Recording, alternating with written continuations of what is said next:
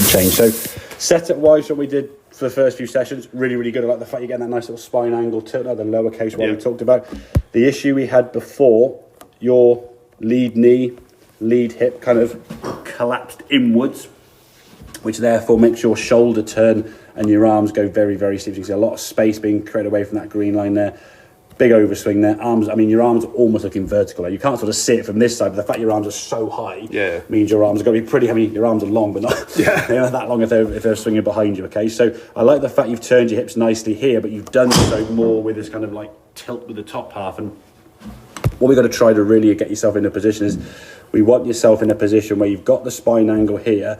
As you go back, you want to maintain a spine angle on the takeaway. So when you go back here now, there you go, getting that left shoulder behind the ball. So the left hip is only moving in a little bit. In fact, the knee kind of goes that way and around. The same way, I think where your shoulder doesn't go inwards that way, the shoulder kind of goes out and around, So the knee and the hip go out and around, So you kind of follow that arc and that circle as you're swinging the golf club. What we don't want to do is kind of go collapse laterally sideways inwards, because you look at the difference in those two positions at the top of the backswing. It's a bit blurry, but you can see your body structure, how your arms are a bit more kind of further back this way. They look a little bit shorter in terms of length because they're just further back behind you, and the length of the backswing is a much more controlled length, So if we can get that backswing length a lot more control, you can swing through with a lot of speed and pace, and there's no ball there, but the balance looks a lot better, which is, again, it is a much improved from the first few lessons. But again, we can always improve it again and again and again. So setup wise, like I say, is good. When we swing the top of the back, so we generally find the real swing between the old swing, the new one. The practice swing is kind of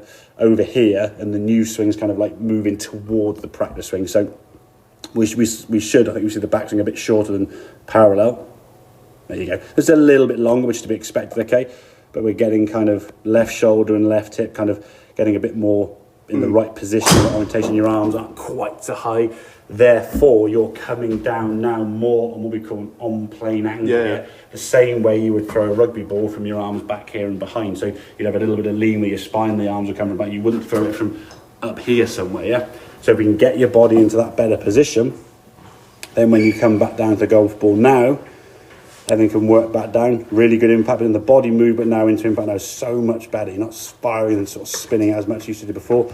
And then you can swing. You can then swing through towards target now in a lot more balance and finish up on that left side really nice. And again, four of those five now. Tee shots. One's incredible, 245, dead centre. The other three were within 25, 30 yards and 15 yards of the fairway. So they're in play. And the one that you hit was a bit smelly, was a bit heely, necky, catchy. I think on like 130, but it was in play still. So at least that's 4 out of 5 drives that are very good, and the 5th drive hasn't lost you a golf ball, So you've got to get that sensation of that spine angle you've got there now as you go back, maintaining it a bit more that way, okay? So when you get to the top of your backswing, a good drill you can practice, sort of put one hand on your neck and one hand on your, just above your belt buckle, okay? And then pivot, Keep my head in the same position.